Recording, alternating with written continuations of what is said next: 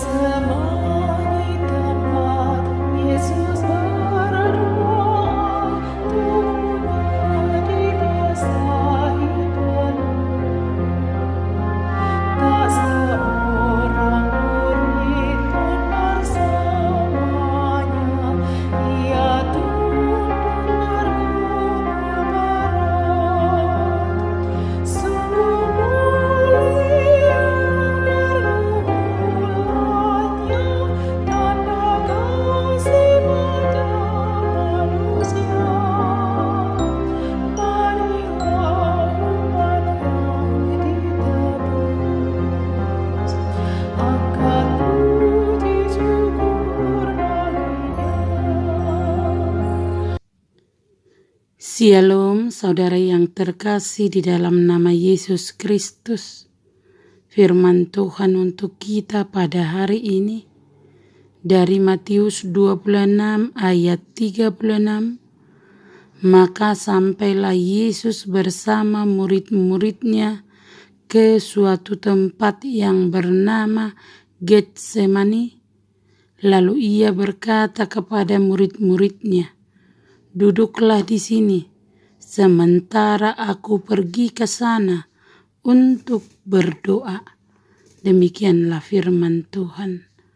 Firman Tuhan hari ini menceritakan tentang kesengsaraan Tuhan Yesus di Taman Getsemani. Ini adalah permulaan duka cita yang dialami Tuhan kita Yesus. Sekarang kita mau melihat bagaimana persiapan Kristus untuk menghadapi penderitaan. Kini Tuhan kita memasuki pemandangan berdarah. Awan pekat telah menyelimuti langit selama beberapa waktu. Beberapa hari sebelumnya, dia telah memberitahukan bahwa sekarang jiwaku terharu. Namun kini, badai mulai sungguh-sungguh menerpa. Dia membiarkan dirinya merana sebelum musuh mulai menyerang untuk menunjukkan bahwa dia mempersembahkan tubuhnya sendiri sebagai korban atas kehendaknya sendiri. Nyawanya tidak direnggut dengan paksa, tetapi dia memberikannya menurut kehendaknya sendiri.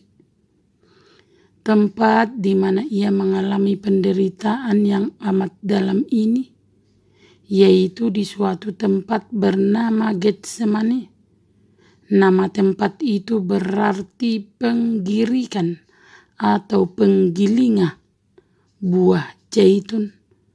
Sebuah tempat pemerasan buah zaitun mirip tempat pemerasan anggur, yaitu tempat di mana mereka menggirik dengan menginjak-injak bukit zaitun. Di sanalah Tuhan kita memulai penderitaannya. Setelah itu nanti minyak baru dapat mengalir darinya ke atas orang-orang percaya, supaya kita boleh ambil bagian dalam pokok dan minyak buah zaitun yang baik itu. Di sanalah ia menggirik anggur murka Bapanya, dan dia melakukannya sendirian. Dia hanya membawa Petrus, Yakobus, dan Yohanes bersamanya sampai ke ujung taman, di mana dia merasa sengsara yang amat sangat. Meskipun hari telah larut dan sudah waktunya untuk terlelap, mereka tetap bersama-sama dengan dia, berjalan diterangi sinar rembulan. Sebagaimana Elisa yang begitu mengetahui bahwa gurunya sebentar lagi akan diambil daripadanya, segera bertekad bahwa dia tidak akan meninggalkannya. Meskipun Elia membawanya berputar-putar, tetapi Elisa setia tetap mengikutinya sampai ia terangkat ke sorga. Di sini Tuhan menyuruh murid-muridnya tinggal di tempat yang lebih jauh, mungkin di dekat gerbang taman, dengan sebuah pesan, "Duduklah di sini sementara aku pergi berdoa ke sana." Seperti pesan Abraham kepada kedua hambanya, "Tinggallah kamu di sini, dan aku akan pergi ke sana dan bersembayang." Karena itu, pesan firman Tuhan untuk kita yang pertama, Kristus pergi untuk berdoa seorang diri, meskipun sebelumnya dia sering berdoa bersama murid-muridnya. Perhatikanlah, doa yang kita lakukan bersama keluarga tidak boleh dijadikan alasan bahwa kita tidak perlu lagi bersaat teduh sendirian. Yang kedua, dia menyuruh mereka untuk duduk di sana. Perhatikan, kita tidak boleh mengganggu atau menyela mereka yang menyepi untuk bersekutu secara pribadi dengan Allah. Dia membawa serta 3 orang itu karena sebelumnya mereka telah menjadi saksi kemuliaannya ketika dia berubah rupa dimuliakan di atas gunung. Pengalaman tersebut akan membuat mereka siap untuk menjadi saksi kesengsaraannya kini.